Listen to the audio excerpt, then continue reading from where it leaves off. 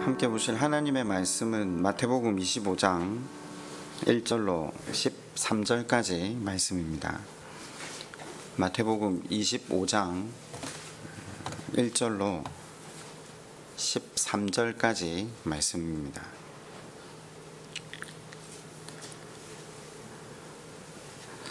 그때 천국은 마치 등을 들고 신랑을 맞으러 나간 10처녀와 같다 하리니 다섯은 미련하고 다섯은 슬기 있는 자. 미련한 자들은 등을 가지되 기름을 가지지 아니하고 슬기 있는 자들은 기름. 신랑이 더디 오므로 다 졸며 잘세.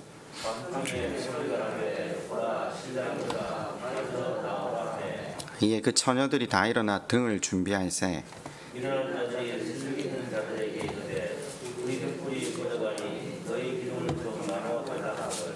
슬기 있는 자들이 대답하여 이르되 우리와 너희가 쓰기에 다 부족할까 하노니 차라리 파는 자들에게 가서 너희 쓸 것을 사라 하니 그들이 살아가는 사이에 신랑이 오므로 준비하였던 자들은 함께 혼잔치에 들어가고 문은 닫힌지라. 그 후에 남은 처녀들이 와서 이르되 주여 주여 우리에게 열어주소서. 대답하여 이르되 진실로 너희에게 이르노니 내가 너희를 알지 못하노라 하였느니라. 그런즉 함께 볼까요? 그런즉 깨어있으라 너희는 그날과 그때를 알지 못하느니라. 아멘. 2021년 마지막 예배 자리에 나오신 성도 여러분, 한 해 변함없이 주님 바라보며 걸어가시느라 수고하셨습니다. 변함없는 믿음의 경주를 달려가심으로 하나님 앞에 설 때에도 하나님께로부터 착하고 충성된 종아 내가 수고하였다, 그 말 듣는 시내가 교우들 되시기를 축원합니다. 오늘 열처녀 비유를 시작으로 깨어 산다는 것 시리즈 설교를 할까 합니다. 우리 교회는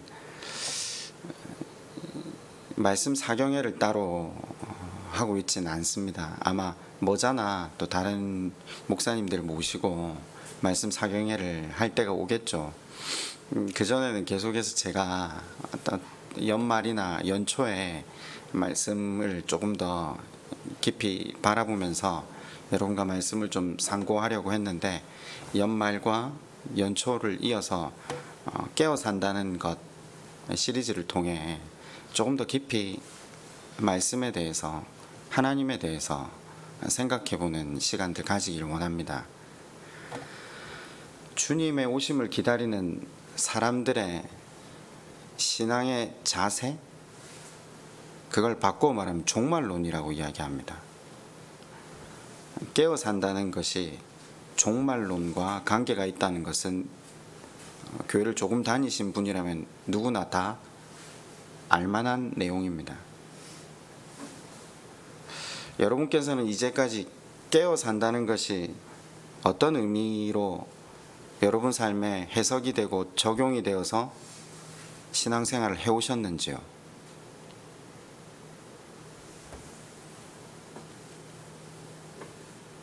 제가 신학교에 처음 와서 제일 처음 설교했던 내용이 예배였습니다. 왜 제가 예배에 대해 설교를 했냐면요, 제가 30년 동안 교회를 다녔는데 예배를 드렸는데 제가 레위기도 수없이 배운 것 같은데 말씀 안에서 하나님이 바라시고 원하시는 예배에 대해서 제가 30년 넘어 만에 처음 들었거든요.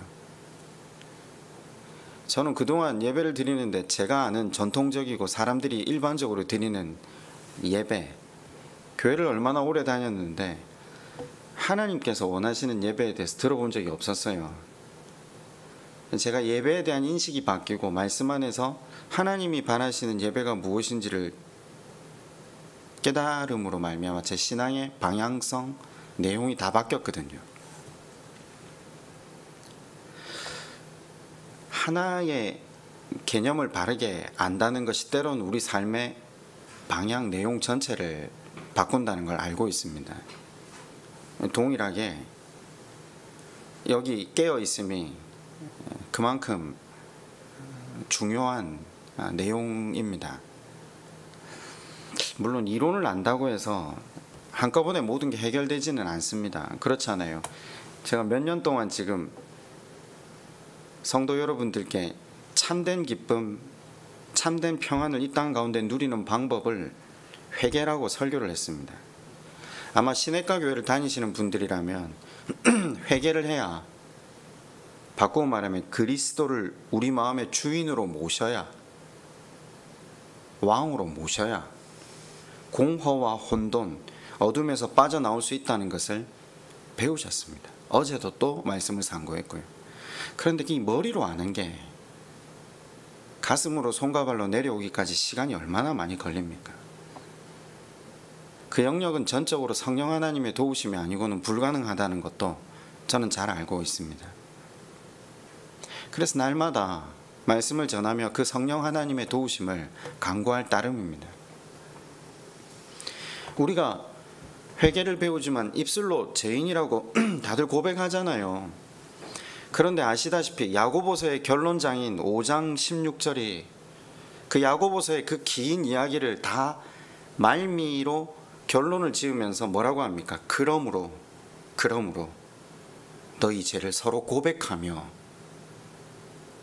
병 낫기를 위해 기도하며. 요거는 삭제돼요. 요거는 필요 없는 구절입니다. 꼬우는 구절이라고 했잖아요. 의인의 간구로 나아오라, 회개함으로 나아오라. 그것이 인생이 누릴 수 있는 가장 큰 복이고 하나님 나라를 이룰 수 있는 유일한 길이다. 말씀을 통해 수도 없이 우리는 배웠습니다.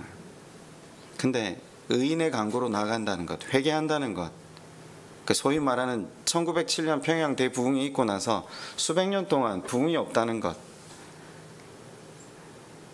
이게 참 머리로 이론적으로 배우지만 우리가 하나님 앞에 간구하지 않으면 그 하나님 은혜를 누릴 수 없다는 것을 우리는 기억합니다. 여러분, 그래서 마태복음 7장 7절에 이렇게 늘 말하잖아요. 구하라 주실 것이요, 두드리라 열릴 것이요, 찾으라 찾을 것이라. 기도하면 됩니다. 근데 우리가 두려워서 그 앞에 서서 더 한 걸음 나아가지 못할 때가 많지 않습니까? 모쪼록 이 한 해를 마감하면서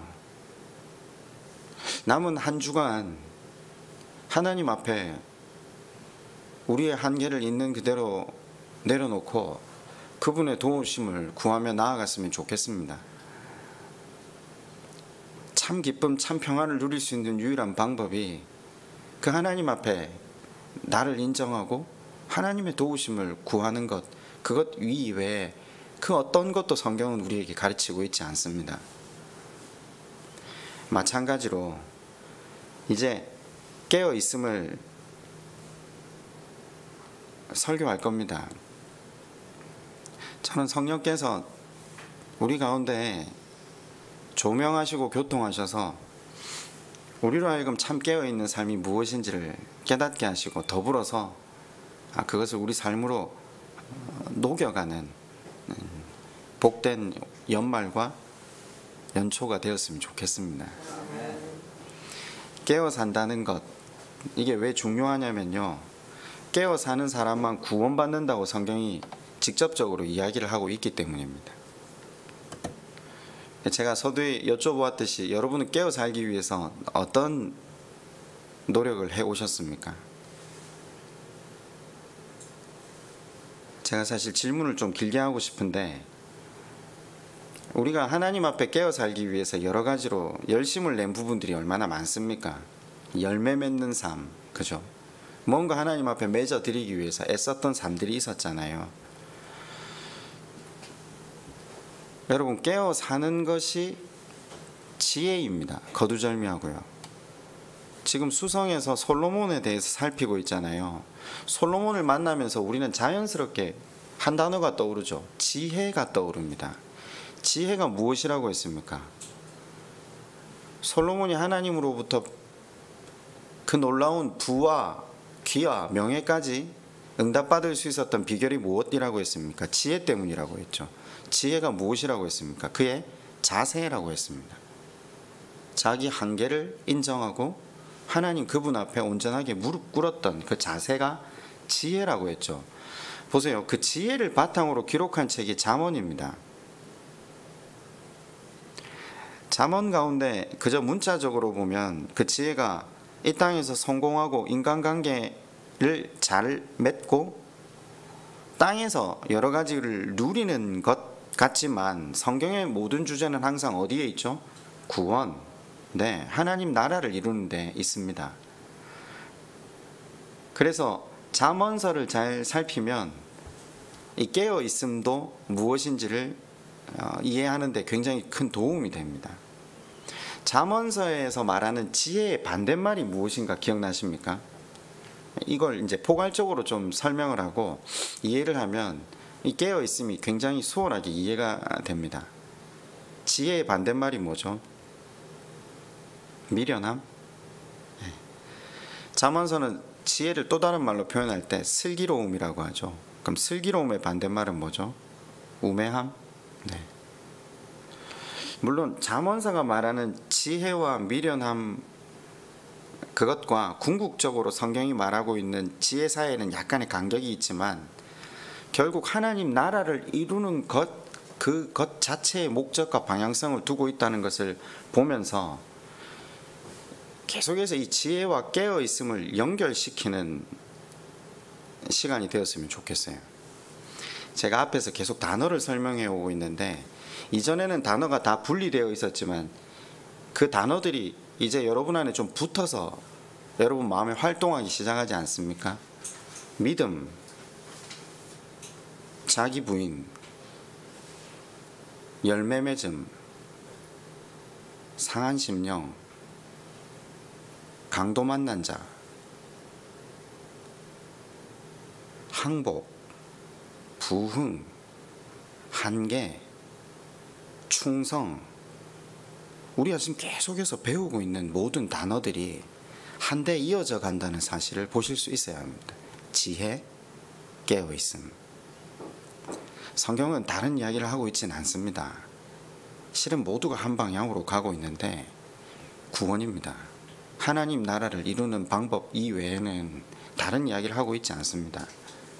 그러니까 소위 열처녀 비유라고 이름 붙은 이 비유를 잘 이해하기 위해서 그런 포괄적인 생각을 일단 한번 가지시고 비유 안으로 한번 들어가시는데, 일단 열처녀 비유를 이해하기 위해서는요, 유대인의 결혼 풍습을 기본적으로 알고 있어야 합니다. 이걸 알게 되면 예수님이 이제껏 우리에게 말씀하신 모든 내용도 쉽게 이해가 될 수 있기 때문입니다. 아시다시피, 아시는 분들은요, 유대인은 결혼을 2번 했습니다. 잔치를 2번 하는 거죠. 한 번은 신부집에서 먼저 하고요, 한 번은 신랑집에서 합니다. 보통 신부집에서 하는 것을 정혼, 신랑집에서 하는 것이 이제 완전함 이렇게 되는데요, 신랑은 신부집에서 먼저 결혼식을 한번 하고요, 신랑은 자기 아버지 집으로 돌아갑니다. 돌아가서 뭘 하냐? 자기 신부와 자기가 살 집을 짓게 됩니다. 그러면 여러분, 이런 문화적 배경 아래서 예수님이 제자들에게 부활하고 승천하시면서 뭐라고 하셨죠? 내가 너희를 위하여 처소를 예비하러 간다. 이 표현이 지금 이 사람들의 문화권 안에서 등장하는 거죠. 이해가 되십니까? 이미 결혼했잖아요. 내가 다시 가서 너희와 완전한 결혼을 이루기 위해서 처소를 예배하러 간다. 이 사람들은 정확하게 알아듣는 겁니다. 약혼은 아닙니다. 왜냐하면 신부집에서 먼저 한 결혼은 온전한 결혼입니다. 법적으로 완전한 결혼 상태라는 거죠. 신랑이 집을 마련하러 떠났을 때에도 신부는 어떻게 해야 되죠? 신랑이 돌아오기를 기다려야 하는 겁니다. 옆에 없지만 있는 것처럼 결혼한 상태지만 아직 완전한 결혼은 아니지만 아내의 상태로 살아야 하는 것, 설렘과 소망의 기다림으로 걸어가야 하는 것이 이 유대인의 결혼 풍습을 통해서 구원의 개념도 같이 우리에게 보여지고 있는 거죠. 결혼했는데 아직 결혼 안 한 것 같고, 여자 입장에서 보면요, 그죠? 아직 결혼 안 한 것처럼 신랑이 옆에 없지만 사실은 있는 것처럼 살아야 한다는 것, 천국 백성의 모습이 그래야 한다는 겁니다. 아직 도래하지 않았지만 이제 곧 오실. 자, 이것이 신랑 되신 예수 그리스도가 부활하시고 언젠가 신부된 교회, 우리를 데리러 오실 것을 비유를 통해서 이야기하려고 하는 겁니다. 이 결혼식 비유를 통해서 재림과 종말론적인 삶을 사는 것에 대한 교훈을 주시는데, 바로 오늘 본문은 비유가 바로 그 중에 하나가 되는 거죠. 오늘 비유에서 주인공은 누굽니까? 제가 지금 방금 예수님이 부활 승천하셨다가 다시 오셔서 누구를 데리러 오신다고요? 신부. 그럼 여기 본문 비유에서도 주인공이 신부여야 합니까? 그렇게 편협하게 보시지 말고요. 일관성을 가져야 된다고 생각하시기보다는 본문의 주제가 무엇인가, 그걸 계속해서 살피셔야 됩니다. 비유의 초점은 신부 친구들 10명 중에 5명은 혼인잔치에 참여하게 되고요, 5명은 참여하지 못한다는 게 주제죠. 근데 주인공은 신부 친구들, 들러리들을 이야기하는 겁니다. 혼인잔치에 참여하는 5처녀와 참여하지 못하는 5처녀를 구분하는 것이 무엇입니까? 여러분, 이거 사실 우리가 교회를 한 20, 30년만 다녔으면 아마 수도 없이 들었을 본문의 내용 아닙니까? 저는 지금 여러분 이 본문의 내용을 모른다고 설교하는 게 아닙니다. 우리는 알고 있습니다. 슬기로운 처녀들은 구원을 얻었고 미련한 처녀들은 구원을 얻지 못했다. 그러면 이제 본격적으로 이 5처녀의 슬기로움은 뭔가, 5처녀의 미련함은 뭔가, 이게 핵심 아닙니까? 이게 깨어 산다는 것과 관계가 있으니까 어떤 비유를 살펴보는데 우리는 그 비유 속으로 들어가면 안 되고요, 결국은 문맥을 살펴야 되거든요. 문맥 속에서도 주제를 발견할 수 없을 때는 책 전체의 권을 살피는 것이 지혜입니다. 실은 이전에 우리가 이 25장에 나오는 두 번째 비유를 살폈잖아요. 그래서 사실 문맥은 다 살폈음에도 불구하고 지난주 설교도 잊어버리는데, 그죠? 벌써 몇 주 전 설교니까 다시 한번 이 문맥에 대해 설명을 좀 할게요. 25장에 지금 비유가 나오는 이 문맥이 어디에 들어있냐면요, 24장에서 예수님이 제자들에게 주신 재림과 종말에 관한 가르침을 더 자세히 설명하고 적용하는 부분에 해당한다고 했습니다. 24장 3절에 보면 제자들이 묻잖아요. 어느 때에 세상 끝날이 오고 세상 끝에는 무슨 징조가 있습니까? 라고 질문을 했을 때 예수님께서, 제자들은 사실은 로마의 지배로부터 벗어나고 회복되는 것이 언제냐고 질문을 했지만 예수님은 그 질문을 확장시키시죠. 자신의 재림과 연결을 하시거든요. 그래서 25장 전체는 24장 3절에 제자들이 한 질문에 대한 답이 되는 겁니다.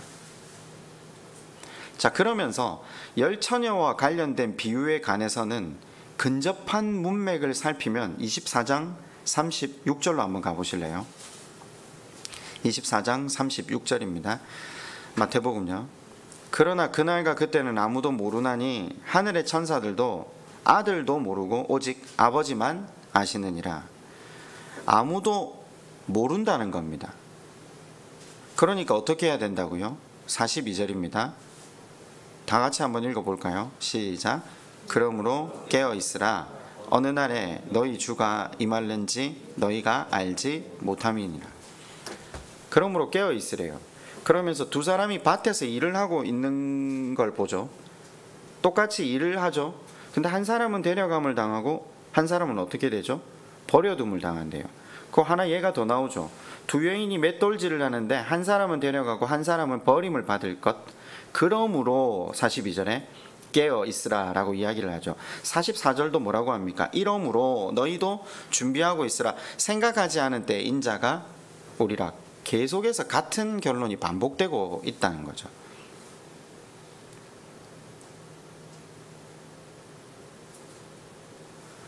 그 반복되는 결론을 내리면서 오늘 등장하는 비유가, 우리가 읽은 비유가 열처녀 비유입니다. 열처녀 비유의 결론도 뭡니까 그러면요? 13절에 25장 13절로 한번 가보실래요? 오늘 읽은 우리의 본문 마지막 구절이 그런즉 깨어있으라. 너희는 그날과 그때를 알지 못함이라. 깨어있으래요. 깨어있어야 구원을 받을 수 있다는 거죠. 신실한 기다림에 대한 촉구죠. 그러니까 슬기로움과 미련함은 일단 재림에 대한 날짜나 때를 아는 지식과는 상관이 없어요. 자, 본문이 그렇게 이야기하고 있잖아요. 무슨 말인가? 슬기로운 다섯 처녀도 신랑이 언제 오는지 알지 못했어요. 미련한 다섯 처녀도 알지 못했어요. 재림의 날과 때를 아는 것이 슬기로움은 아니에요. 지혜가 아니에요. 모르는 것이 미련함도 우매함도 아니에요. 왜 보통 이단들이 가장 많이 접근하는 부분이 이 부분이잖아요. 그때를 자기가 계시를 받았다. 그래서 준비하자. 근데 성경에 그 말이 나온다는 것 자체가 거짓말이라고 하는 거죠. 그 말 자체를 따지고 싶지도 않고요. 그냥 본문의 문맥만 보면 그 날을 아는 것 자체와 전혀 상관이 없다는 거죠. 모르기 때문에 어떻게 해라고요? 신실하게 살아라. 지금 그 말이잖아요. 깨어 있는 것이 슬기로움이라고 했을 때 그가 언제 오실지를 모르기 때문에 깨어 준비하지 못하는 게 미련함이라는 걸 본문이 이야기합니다. 자,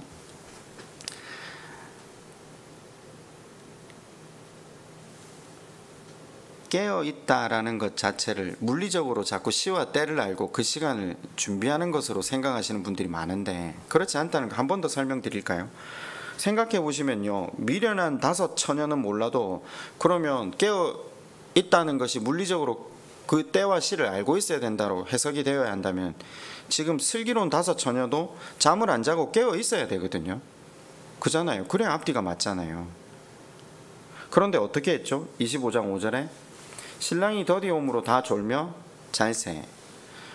여기 지금 우매한 처녀, 미련한 처녀 5만 잤습니까? 아닙니다. 다 같이 10명 다 잤습니다. 6절에 보면 밤중에 소리가 나되 보라 신랑이로다 맞으러 나오라 하매 누가 소리를 치니까 10처녀가 다 자다가 같이 깬 겁니다. 그죠?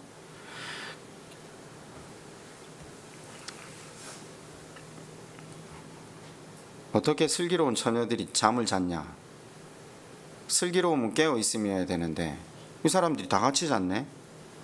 이러면 이제 함정에 빠지게 되는 거죠. 지금 그런 이야기를 하는 게 아니죠. 거시적으로 조금 더 문맥 안에서 더 크게 이 본문을 보셔야 돼요. 왜냐하면 그 전에도 똑같이 패턴이 나와 있었기 때문이죠. 앞에 보실 때 24장 40절로 한번 가보실래요? 제가 아까 설명만 간단히 하고 지나갔는데 24장 40절 이렇게 되죠. 그때 두 사람이 밭에 있으면 한 사람은 데려가고 한 사람은 버려둠을 당할 것이요 두 여자가 맷돌질을 하고 있으면 한 사람은 데려가고 한 사람은 버려둠을 당할 것이니라. 그러므로 깨어있으라. 어느 날에 주가 너희 주가 임할는지 너희가 알지 못함이니라. 여러분, 밭에서 일하는 두 사람 중에 혹시 한 사람이 자고 있었습니까? 둘 다 같이 일하고 있다고 했잖아요. 맷돌 돌리는 두 사람 중에 한 사람만 자고 한 사람은 깨어 있었습니까? 아니죠. 둘 다 깨어 있었잖아요. 그죠? 깨어 있었는데 한 사람은 데려감을 당했고 한 사람은 버려둠을 당했다는 거잖아요. 그러니까 여기 지금 성경이 말하는 깨어 있으면요, 날과 시를 알고 그 날과 시를 준비하는 깨어 있음이 아니라는 겁니다. 쉽게 설명하면요, 어떤 삶의 가치와 기준을 가지고 살아가냐입니다.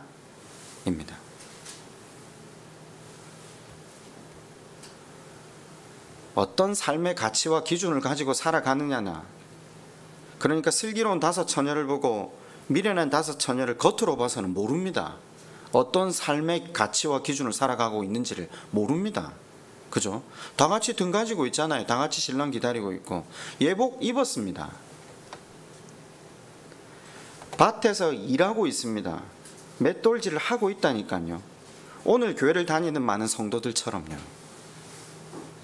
그런데 비유를 자세히 보시면요, 다섯 처녀는 등과 함께 기름을 따로 준비했다라는 거죠. 미련한 다섯 처녀는 기름을 따로 준비하지 않았다라는 거고요. 신랑이 더디 올 수 있음을 생각하고 지혜로운 처녀들은 준비했다. 미련한 처녀들은 더디 올 생각을 하지 못해서 준비하지 못했다. 자, 이렇게 보시면 돼요. 지금 이 비유가 예수님이 우리한테 주시고 나서 곧 오신다 해놓고 한 세대가 지나고 두 세대가 지나고 그러다 지금 몇 년이 흘렀습니까? 2021년, 2000년이 흘렀습니다. 그러니까 우리한테 지금 적용되는 말씀입니다. 그때 제자들보다 더 간절하게 지금 우리에게 그래서 어떻게 해야 된다는 거죠. 그래서 오신다고 약속하셨으니까 그 약속 붙들고 우리가 지금 살아가는데, 그러면 그 약속을 붙들고 살아가는 우리의 삶은 어떠해야 되는가? 거기에 대해서 답하는 게 이 비유입니다. 그러면 비유대로 해석하면 등과 함께 기름을 준비하자. 그럼 기름이 뭐냐? 이걸 찾으면 되잖아요. 우리 쉽죠? 기름이 뭐죠? 여기서는 지금 성령이다 이렇게 단순하게 이야기를 맺어버리면 안 됩니다. 왜냐하면 항상 일관성 있게 기름이 성령이다라는 것을 보고 우리가 배워왔지만, 어떤 부분에서 그것이 지엽적으로 해석이 안 될 때는 문맥 안에서, 때로는 고난에서 해석을 해야 된다고 했잖아요. 조금 넓게 지금 제가 계속해서 문맥을 살피면서, 방금 예수님이 이 비유가 무엇에 대한 답으로 주셨다고요? 종말론에 대한 답으로 주셨잖아요. 산상수훈에서부터 시작했거든요. 종말론은요. 하나님 나라를 얻는 방법. 마태복음 전체가 가지고 있는 주제는 굉장히 단순해요. 하나님 나라를 얻는 방법. 그 하나님 나라를 얻는 방법이 뭐라고 설명하냐면요, 이 땅에서 당겨와서 하나님 나라를 살아가야 하나님 나라가 그날에도 주어진다라는 것이 마태복음의 주제예요. 밭에 부활을 발견한 사람은 내 모두를 팔아서 그것을 사라 이야기를 하잖아요. 그런데 마태복음 여기서 한 걸음 더 나아가서 그것이 천국을 누리는 삶이라고 표현을 합니다. 설교가 어렵지 않아야 될 것은 앞에서 이 누리는 삶이 무엇인가, 하나님 나라를 당겨와서 산다는 것이 무엇인가를 제가 많이 설명을 드렸습니다. 그래도 우리가 잊어버리니까 조금 더 쉽게, 이 기름이 상징하는 것을 잘 이해하려면요, 앞에 제가 설교를 의도적으로 먼저 했는데, 마태복음 7장에 반석 위에 지은 집, 모래 위에 지은 집, 그 한쪽은 지혜로운 집, 맞죠? 한쪽은 어리석고 우매한 집, 이걸 연결해 보면 굉장히 쉽게 지금 여기서 말하는 지혜가, 이 슬기로움이 무엇인지 이해가 돼요. 여러분 기억나십니까? 반석 위에 지은 집은 무너지지 않고 모래 위에 지은 집은 무너진다 했을 때 차이가 무엇이었죠? 어떤 것이 지혜고 어떤 것이 우매함이라고 성경이 말했죠? 나의 이 말을 듣고 그대로 행함. 그죠? 나의 이 말을 듣고 또 자기 뜻대로 자기 마음대로 행하는 것은 우매함, 어리석음이라고 배웠잖아요. 둘 다 행위가 있었다고 했어요. 그 본문은 열심히 일하자, 행위가 있게 하자 이 말이 아니라고 우리가 국어라고 이야기했잖아요. 살펴보니까 둘 다 집을 다 지었다고 했잖아요. 다 주의 이름으로 선지자 노릇을 했다니까요. 주의 이름으로 예배드리고 봉사하고 헌신하고 최선을 다했다니까요. 주의 이름으로 많은 권능을 행했는데 슬기로움은 무엇이냐? 주인이 하라는 대로 해라는 거죠. 오늘 우리 교회 안에는 주인이 하라는 것에 관심이 없잖아요. 그렇지 않습니까? 제가 예배를 설명드리면서 여러분한테 그걸 설명하려고 엄청 애를 썼었거든요. 우리가 기뻐하는 예배, 우리가 눈에 보기 좋아하는 거룩하고 화려한 예배, 그게 관심이 없으시다니까요. 하나님은. 근데 다 거기 목을 매잖아요. 그렇지 못하면 그거 예배 같지 않다고 이야기를 하거든요. 도대체 누가, 성경 어디에? 하나님은 이제껏 수천 년 동안을 참아오시면서 그 예배 드리는 너희들이 행여라도 그 말씀 보고 내가 원하는 예배가 뭔지 언젠가 발견해서 돌아와 줄 걸 기대하면서 기다리시는데도 우리는 거기 관심이 없어요. 지금 그게 슬기로움, 그게 미련함이라는 거죠. 그래서 우리가 반석 위에 지은 집과 모래 위에 지은 집을 배우면서 뭐라고 했죠? 미련함은 뭐죠? 주인이 하라는 것은 귀로 듣고 자기 생각대로 하는 것. 옆에 사람들이 그렇게 말하니까 그거 따라가는 것. 둘 다 행위는 있었다니까요. 찬양제도 하고 직분도 맡아서 교회에서 열심히 봉사했다니까요. 심지어 목사 노릇 했대요. 선지자 노릇을 했다니까요. 그런데 마지막 날 어떻게 된다고요? 내가 너희를 모르니, 내가 도무지 너희를 알지 못하니 나를 떠나라. 자, 열처녀 비유가 같은 비유예요. 종말론의 문맥이 조금 더 뒤로 가면 한층 강조될 뿐이지 똑같은 옷을 입고 있잖아요. 지금 그죠? 지금 똑같은 패턴 속에 들어있는 거예요. 굉장히 수월해요. 사실 열처녀 비유도 마찬가지죠. 들러리들이잖아요. 예복을 입고 신랑 기다렸는데 마지막에 문이 닫히고 어떤 소리를 듣죠? 다시 25장 12절로 한번 와보실래요? 마태복음 25장 12절은 이렇게 이야기합니다. 대답하여 이르되 진실로 너희에게 이르노니 내가 너희를 알지 못하노라 하였느니라. 내가 너희를 알지 못하노라. 마태복음 7장에 어리석은 사람들이 들었던 그 음성 그대로를 듣고 있네요. 그러니까 기름이 상징하는 것은 뭡니까? 주인의 뜻대로, 주인의 명한대로, 그분의 의중대로 사는 삶의 모습입니다. 근데 이거 모르는 사람은 아무도 없죠. 네. 슬기로운 5 처녀된 성도들은 예수님이 언제 재림하실지 모르니까, 언제 심판의 날이 우리에게 밀어닥칠지 모르니까 지금 이 땅에서 부르시고 맡겨주신 그 하나님 나라의 사명과 삶을 충실하게 소망 가운데 감당해라는 겁니다. 그게 슬기로움입니다. 그래, 우리가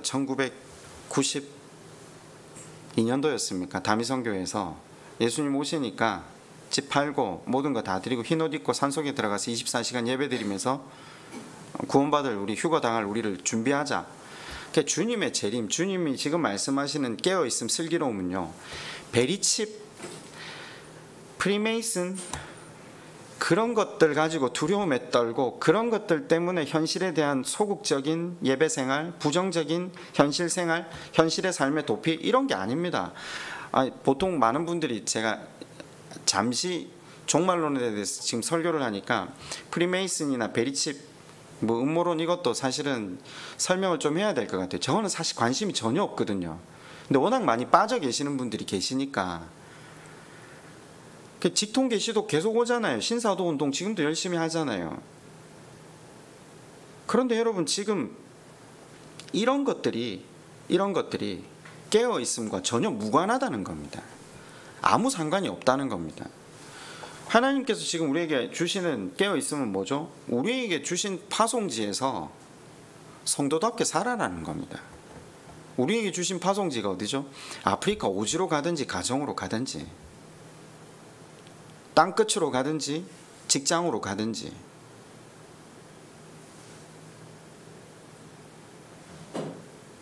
거기서 천국 백성 모습을, 하나님 나라를 당겨와서 살아라는 거죠. 아니 여러분, 가정이 제일 어렵지 않습니까?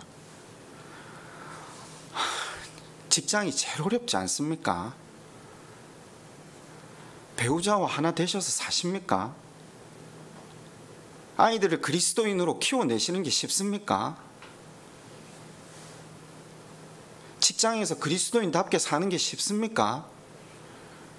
자기를 부인하지 않고 매 순간 내가 죽지 않으면 불가능하지 않습니까? 지금 그걸 이야기하는 겁니다. 거기서 하나님 나라를 당겨와서 살아라는 겁니다. 하나님 나라를 당겨와서 사는 것은 뭡니까? 그분이 우리에게 보여주신 그 섬김, 희생을 거기 당겨와서 살아라는 겁니다. 가든지 우리가 이때껏 선교 슬로건을 가든지 보내는지로 늘 살았잖아요. 아니요, 성경은 그런 말 한 적 없습니다. 우리 모두에게, 우리에게 맡겨주신 그 삶의 터전 위에서 선교사적 사명을 감당하는 것이 깨어 사는 겁니다. 여러분, 이걸 좀 구체적으로 한 번만 더 살펴볼까요? 베드로전서 4장 7절로 한번 다 같이 가봅시다.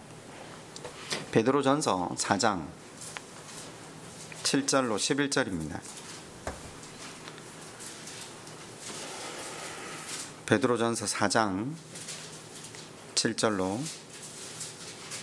11절인데 제가 한번 읽어드릴게요. 만물의 마지막이 가까이 왔으니 그러므로 너희는 정신을 차리고 근신하여 기도하라. 무엇보다도 뜨겁게 서로 사랑할지니 사랑은 허다한 죄를 덮느니라. 서로 대접하기를 원망 없이 하고 각각 은사를 받은 대로 하나님의 여러 가지 은혜를 맡은 선한 청지기 같이 서로 봉사하라. 만일 누가 말하려면 하나님의 말씀을 하는 것 같이 하고 누가 봉사하려면 하나님의 공급하시는 힘으로 하는 것 같이 하라. 이는 범사의 예수 그리스도로 말미암아 하나님이 영광을 받으시게 하려 함이니 그에게 영광과 권능이 세세에 무궁하도록 있으리라. 아멘. 이래 하는 것이 슬기로움입니다. 이래 하는 것이 기름을 준비하는 겁니다. 이래 하는 것이 만물의 마지막이 가까웠으니 종말의 마지막을 살아가는 방법입니다. 뭐 해라고요?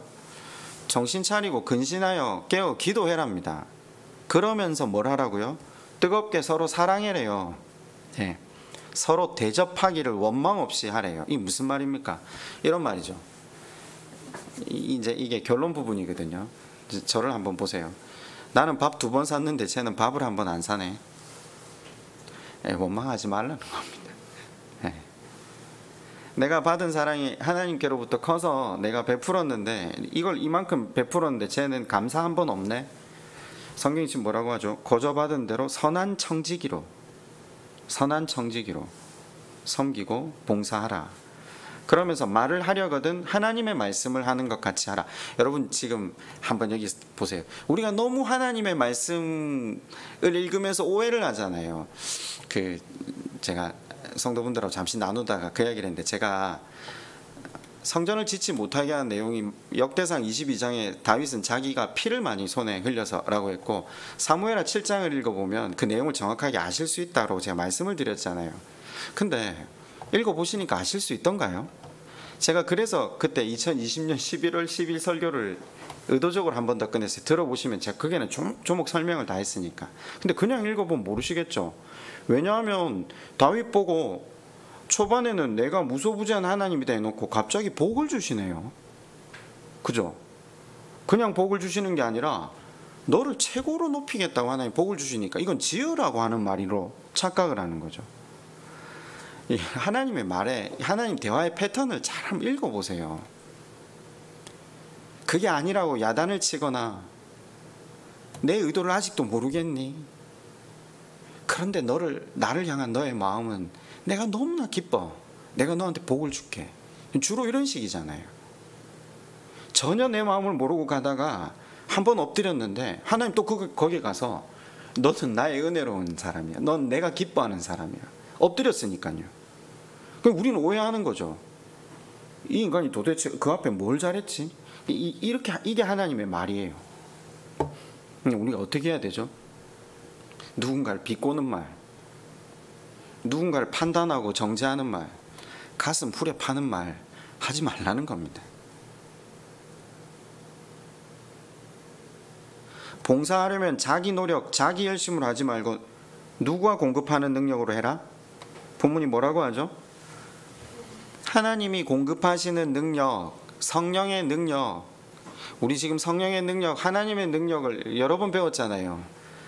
그렇게 아브라함처럼 마누라 팔아먹고 자기 갈 길 가는데도 하나님이 그 삶을 선지자라고, 그 삶의 부와 기와 명예까지 다시 뜰어 부어주시는, 그래서 그의 기도로 그 집에 태가 열리고 그 집에 복이 받게 하는 그 성령의 능력, 그래서 나의 어떠함과 전혀 상관없이 부어주시는 그 하나님의 은혜를 깊이 알아서 더 이상은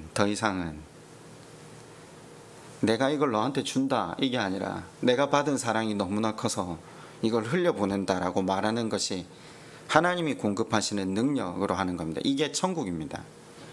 이게 하나님 나라를 이루는 겁니다. 이게 하나님이 통치하시는 사람의 삶에 이루어지는 일입니다. 이걸 사셔야 된다는 겁니다. 이게 깨어있는 겁니다. 이걸 살지 못하면서 죽어서 천국을 기대하는 것은 잘못된 신앙입니다. 그게 미련한 겁니다. 그러면 천국 문은 닫혔는데 그 앞에 가서 내가 주님을 믿었다고요. 믿으면 구원받는다고 하셨잖아요. 근데 성경은 뭐라고 우리에게 이야기합니까? 천국 문은 닫혔다. 내가 너희를 알지 못한다. 그 이야기가 돌아올 겁니다.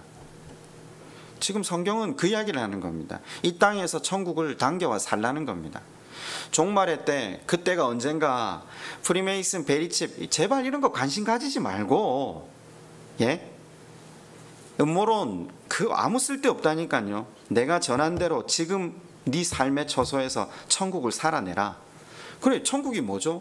온유한 자가 차지하는 천국입니다. 심령이 가난한 자가 차지하는 천국입니다. 왜요? 하나님 나라를 당겨와서 사는 사람들은 마음이 가난해질 수밖에 없습니다. 주를 의에 줄이고 주만 목마른 자들이 될 수밖에 없습니다. 왜냐하면 이 땅의 세상의 논리가 그리스도인의 논리로 천국을 당겨와서 사는 사람들을 호구 삼거든요. 고린도전서 13장에 나오는 사랑이 어떻게 정의가 됩니까?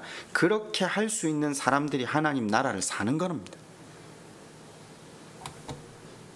뭐 그런 건 천국 가서 누리는 거지, 그죠? 우리 다 사자가 독사굴에 독사굴에 사람이 손 놓고 사자들과 뒹굴고 그 천국이지. 그런 거 하나 관심 없이 살아가다가 세속적인 가치관 가지고 세상에서 잘 먹고 잘 살고 그러고도 천국 가려는 그 심보, 그게 미련한 겁니다.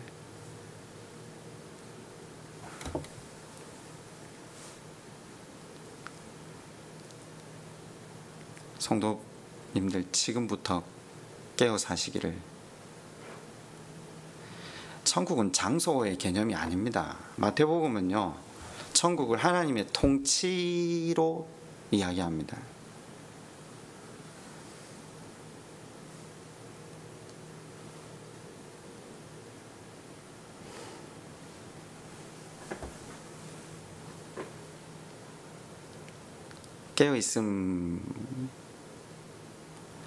깨어있지 않으면 그 누구도 하나님 나라에 들어올 자가 없다고 성경은 반복해서 이야기를 하고 있습니다.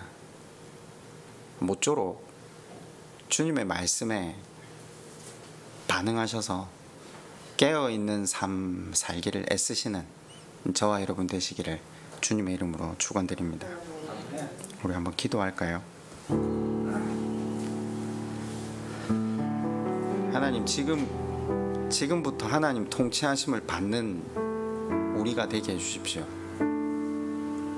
하나님 나라의 특징이 뭔가 알아서 그걸 살아낼 수 있는, 그냥 이 땅에서 내가 욕심내고 개인주의적이고 이기적인 삶 살다가 그날 천국 들어가겠다 그런 미련한 사람으로 서지 않게 해주시고, 이 땅에서 하루하루 일상을 살 때 내가 속한 가정에서 직장에서 하나님 나라를 당겨와 살 수 있도록 은혜를 내려달라고 우리 시간 그렇게 한번 하나님 앞에 함께 기도하겠습니다. 아버지 하나님,